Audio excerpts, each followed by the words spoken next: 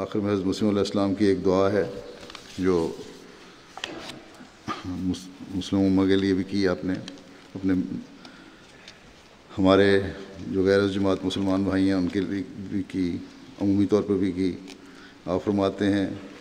کہ اے میرے رب، میری قوم کے بارے میں میری دعا اور میرے بھائیوں کے بارے میں میری گریہ ازاری سن۔ میں تیرے نبی خاتم النبیین اور گناہ گاروں کے شفیع، جس کی شفاعت قابل قبول کی جائے گی، کے واسطے تجھ سے عرض کرتا ہوں، اے میرے رب، انہیں ظلمات سے اپنے نور کی طرف نکال لیا اور دوری کے دشت سے اپنے حضور لیا۔ اے میرے رب، ان پر رحم کر جو مجھ پر لعنت کرتے ہیں اور جو میرے ہاتھ کاٹتے ہیں۔ اس قوم کو ہلاکت سے بچا اور اپنی ہدایت کو ان کے دلوں میں داخل فرما،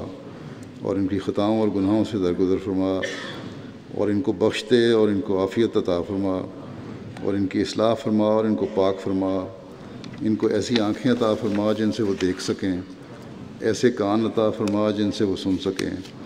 ایسے دل عطا فرما جن سے وہ سمجھ سکیں، ایسے انوار عطا فرما جن سے وہ سمجھ سکیں۔ ان پر رحم فرما اور جو کچھ وہ کہتے ہیں ان سے درگزر فرما، کیونکہ وہ ایسی قوم ہیں جانتے نہیں۔ اے میرے رب، حضرت محمد مصطفیٰ صلی اللہ علیہ وسلم اور آپ کے بلند مقام کے صدقے، اور ان کے صدقے جو راتوں کو قیام کرتے